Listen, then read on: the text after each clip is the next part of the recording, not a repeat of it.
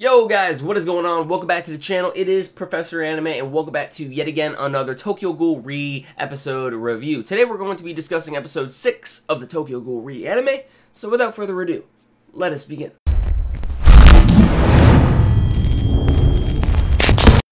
So, as some of you guys already know, I am a manga reader when it comes down to the Tokyo Ghoul manga, and going into this adaptation, it has kind of left me with a little bit of disappointment as far as how the Tokyo Ghoul anime has been handled. If you are an anime only when it comes down to the Tokyo Ghoul anime, then, hey, you know what? More power to you if you do not, have any qualms with the series so far. If you're enjoying it, that is fine.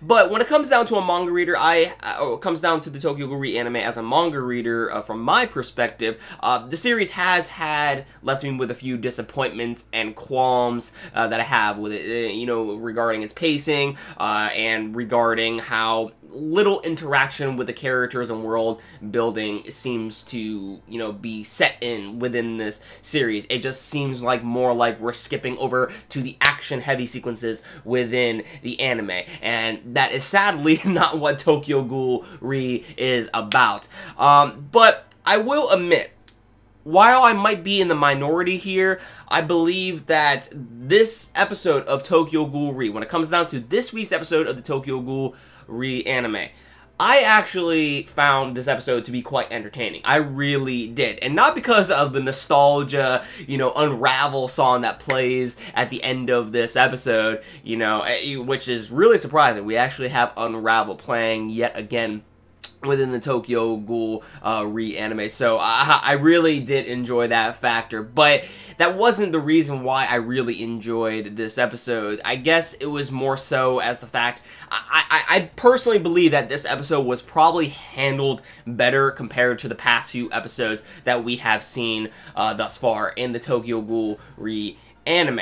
Now, we did get, a lot of events that were going on within this episode. I mean, this episode kind of adapted like 4 chapters of the manga, which is still kind of high, but not too high, because I would say at most you should adapt 3 chapters within a singular episode. 4, I guess, isn't really that bad, but it all depends on how the episode is executed as far as its pacing goes. And when it came down to this episode, at least from my point of view, I enjoyed the episode. It didn't feel forced, and when it came down to the turn of events that were going throughout the episode, it didn't feel rushed as well. Sure, they probably could have slowed down a bit, in certain scenes, but it didn't really distract from the episode overall, in my personal opinion, to the point to where I'm just like, oh god, here we go, another rush scene. Why did they have to rush this? In my personal opinion, I didn't really get that vibe within this episode, as opposed to how, I felt about last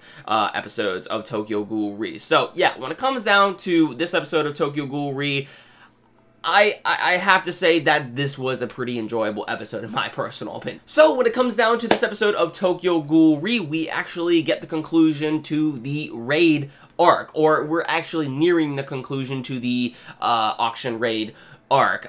We kind of end off with the Takizawa and Hayase Sasaki battle, which in my personal opinion was pretty good. It was pretty good.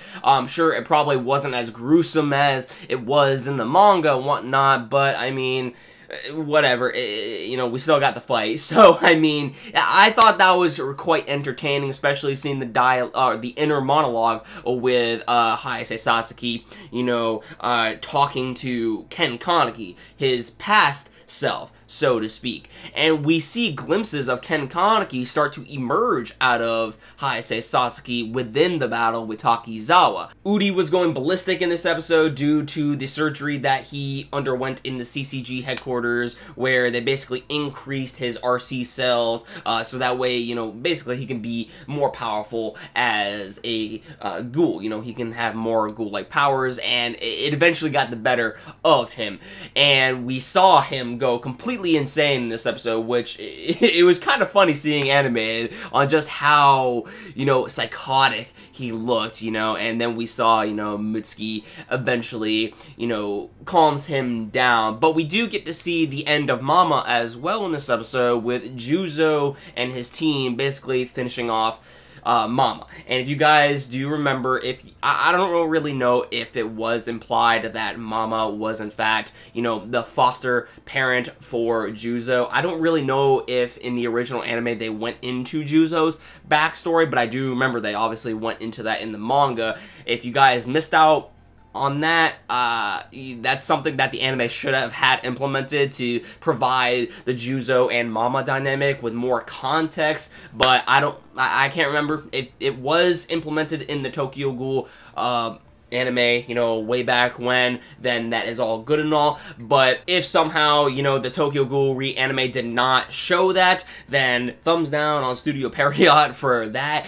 You anime only should definitely check out the manga, you know, regardless by now at this point. I mean, the Tokyo Ghoul re-manga as well as the Tokyo Ghoul manga is vastly superior to the anime in general, and it provides a lot more context into the world building and characters, and things would just make a lot more sense. So if you really want to figure out Juzo's backstory, definitely check out the manga. But within the manga, it goes into the whole Mama and Juzo dynamic, and we find out that Mama was in fact the foster parent to Juzo, and basically living in that life with a ghoul, growing up with a ghoul known as Mama, Juzo was left with scar after scar after scar. And just when Mama is about to be killed off by Juzo's squad, because Juzo doesn't do this himself, it's actually his squad that ends up bringing the final execution to Mama, before she is eventually killed off, she says to Juzo, "Not once did I love," and then bam, she dies, which obviously if you complete the sentence, not once did I love you. The only reason why I, you know, held on to you throughout all those years was because of your shape, as she describes Juzo. So never once did Mama, you know, feel any love or affection towards Juzo. And we had one of Juzo's comrades, you know, basically block out, you know, the ears to what she was about to finish, and he goes like, "You shouldn't be hearing that at all," you know? So yeah, I really liked how that scene played out. Now, when it comes down to the other bit that we got in this episode regarding the defeat of Nutcracker, we see that Shirazu, Psycho, as well as another ghoul investigator basically gang up on the Nutcracker. Shirazu has this ability to kind of detect, you know, Cogne and whatnot, which we see throughout the episode, and kind of how he eventually, you know, gets the upper hand on Nutcracker to deal with, while Psycho kind of deals the finishing blow, so to speak. So I really like how they, you know, showed the teamwork behind that, and we also kind of learned a bit about Psycho. I wish we would have gotten more characterization regarding her character, as well as Mitsuki, because Mitsuki plays a vital role into the Tokyo Ghoul reverse later on, but I mean, whatever. We're just skipping to fights at this point, but we kind of figure out that Psycho has the most latent energy of the Q squad in general overall, and that she has a lot of capabilities and potential within her as a character, you know, to provide work for the team, so to speak. I mean, we don't really get to see a whole lot from her as of right yet, but from what we can deduce from her is that she is actually a very strong individual. But again, hopefully, you know, later down the line, they'll focus more on her character to give her more characterization. I mean, the anime is listed for 24 episodes now, but we're kind of skipping over on several details on certain characters, so it just kind of sucks that it's not really bringing, you know, a lot of context to the characters.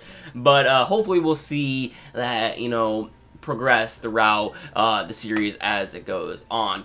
Hopefully. At least that's what I'm hoping for. But yeah, we decide the defeat of Juzo, we decide the defeat of Mama, and we kind of see a tiebreaker between Takizawa and Hayase Sasaki. So, yeah. And then we also have a mysterious individual who, you know, carries a mask over his face. You know, we see him go into the intercom room and whatnot. We seen him appear throughout this arc, for throughout the few episodes of Tokyo Ghoul Re that we have gotten, but not much has been focused on him. But at this point, all we can really assume is that, you know, he's just someone who seems to be, you know, somewhat of a watcher. We'll just go with that. I mean, we really don't know anything else regarding his character, but he is appearing in certain events throughout the Tokyo Ghoul series for unknown reasons. That's basically all we can assume at this point. Is he good? Is he bad? We don't know.